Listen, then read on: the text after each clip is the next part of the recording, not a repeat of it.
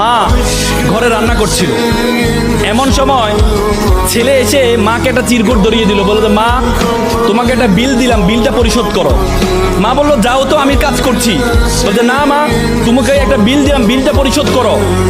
মা কাগজটা খোলার পর দেখলো ছেলে লিখেছে যে মা তুমি রান্না করার সময় বিভিন্ন সময় আমাকে বিভিন্ন জিনিস আনতে বলো, এটার জন্য 100 টাকা বিল। তুমি আমাকে গাছে পানি দিতে বলো, এটার জন্য 100 টাকা বিল। তুমি মাঝে মধ্যে দোকানে পাঠাও, এটার জন্য 100 টাকা বিল। মা এটা দেখে দাঁড়ানো অবস্থা থেকে বসে যায়। বসে যাওয়ার পর বাবা তুমি লিখেছো? বলছে মা হ্যাঁ আমি লিখেছি। বাবা তুমি লিখেছো? বলছে মা হ্যাঁ আমি লিখেছি। বললো যে এক কাজ কর, তোমার জন্য আমি একটু নুডলস রান্না করেছি, নুডলসটা তুমি খাও আর তোমার বিলটা আমি নিয়ে আসতেছি, তুমি একটু ওয়েট করো। মা একটা কলম নিয়ে সে কাগজের বিপরীত পাঠে লিখলো, বাবা 9 মাস তোমাকে পেটে ধারণ করেছিলাম, জীবনে এত কষ্ট, টানা 9টা মাস তোমাকে আমি বহন করেছি।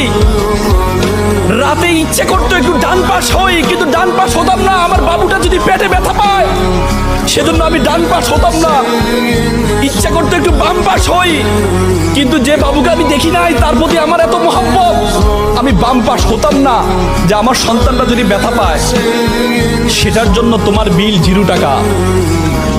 তুমি জন্মগ্রহণ করেছিলে, জন্মগ্রহণ করার পর 2টা বছর যে পরিমাণ ঘুম ভেঙেছে আমার, যে পরিমাণ প্রায় 6 মাস টানা, 6 মাস পরিমাণ ঘুম আমি ঘুমাই নাই আমার সন্তানের জন্য, সেটার জন্য বিল 0 টাকা। তুমি পিঠা পছন্দ করতা, ওই দিন পিঠা রান্না করেছিলাম তোমার জন্য, পরিবারের সকলেই পিঠা খেয়েছে।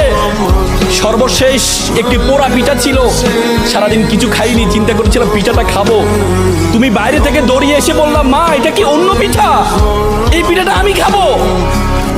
আমি তোমার দিকে একটু তাকিয়ে আমার সন্তানের হাসি দেখে নিজের পেটের মধ্যে যে খিদা আছে সেই খিদার দিকে আমি তাকাইনি, সেই খিদার দিকে আমি তাকাইনি। আমি তোমাকে সেই পিঠাটা দিয়ে দিয়েছিলাম, তুমি খাচ্ছ। আমার অন্তরের যে বাসনা, অন্তরের যে ভালোবাসা আমি প্রকাশ করতে পারিনি, সেই বিলের জন্য তোমার জন্য 0 টাকা। সন্তানকে যখন দেয়া হলো, সন্তান এটা দেখে মাকে জড়িয়ে ধরে কান্না করে বলল মা তোমার কাছ থেকে কোনো বিল আমি চাই না। চুমু খেয়ে ছেলে কান্না করে দিয়েছিল। আজকে আমরা প্রতিদান চাই, কিন্তু মা বাবার প্রতিদান তুমি কখনো দিতে পারবা না।